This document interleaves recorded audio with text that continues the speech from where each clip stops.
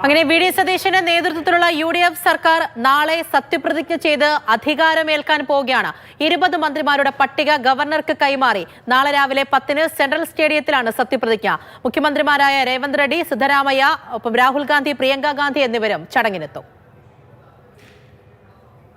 ആകാംക്ഷയുടെ മണിക്കൂറുകളായിരുന്നു ഇന്ന് പകൽ മുഴുവൻ.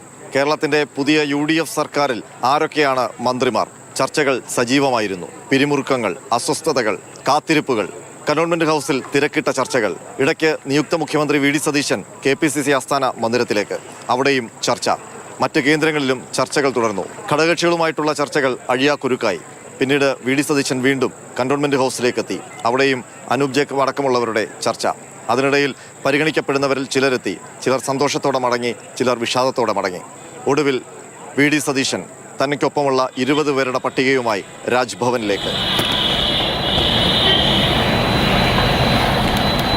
ഗവർണർക്ക് മുന്നിൽ നാളെ സത്യപ്രതിജ്ഞ ചെയ്യാൻ പോകുന്ന ഫുൾ ക്യാബിനറ്റിന്റെ ലിസ്റ്റ് കൈമാറി. രാജ്ഭവനിൽ നിന്ന് കന്റോൺമെന്റ് ഹൗസിലേക്ക് വി.ഡി. സതീശന്റെ മടക്കം.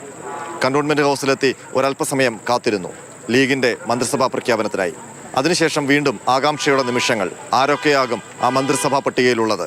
ഒടുവിൽ വി.ഡി. സതീശൻ മാധ്യമങ്ങൾക്ക് മുന്നിലെത്തി. തനിക്കൊപ്പമുള്ള 20 മന്ത്രിമാരുടെ പേരുകൾ അദ്ദേഹം വായിച്ചു.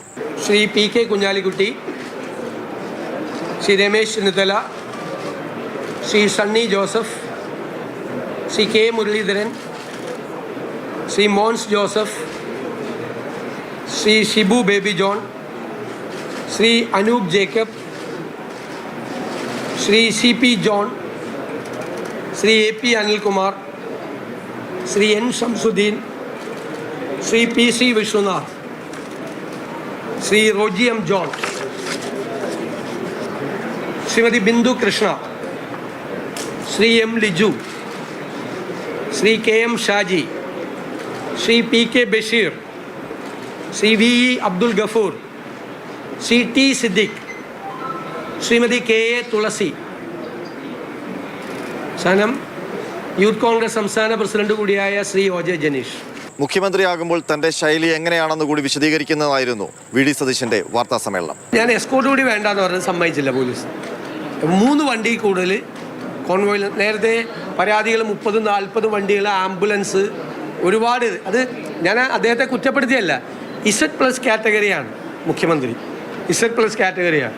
അപ്പോൾ അത് യൂണിയൻ ഗവൺമെൻറ്റും ഒക്കെ അത് ശ്രദ്ധിക്കുന്നതാണ്, അത് പറയുന്നതാണ്. പക്ഷെ ഞാൻ ആലോചിച്ചെന്താണെന്ന് വെച്ച് കഴിഞ്ഞാൽ, എൻ്റെ പ്രായത്തിലുള്ള, എൻ്റെ പൊളിറ്റിക്കൽ പശ്ചാത്തലമുള്ള ഒരാൾ മുഖ്യമന്ത്രിയായി വന്നു. ഒരു 10, 30, 40 വണ്ടി കൂടി റോഡിൽ കൂടി പോകുന്നു. ഞാനാണ് റോഡിൽ നിന്ന് ആ കാഴ്ച കാണുന്നതെങ്കിൽ ഞാൻ എന്തു വിചാരിക്കുമെന്ന് ഞാൻ ചിന്തിച്ചു.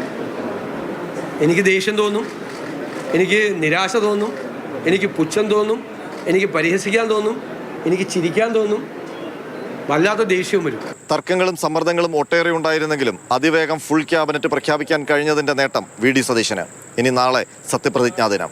അതിനായുള്ള കാത്തിരിപ്പാണ്. ബിനു പാവമ്പയ്ക്കൊപ്പം R. അനന്തകൃഷ്ണൻ, മാതൃഭൂമി ന്യൂസ്, തിരുവനന്തപുരം.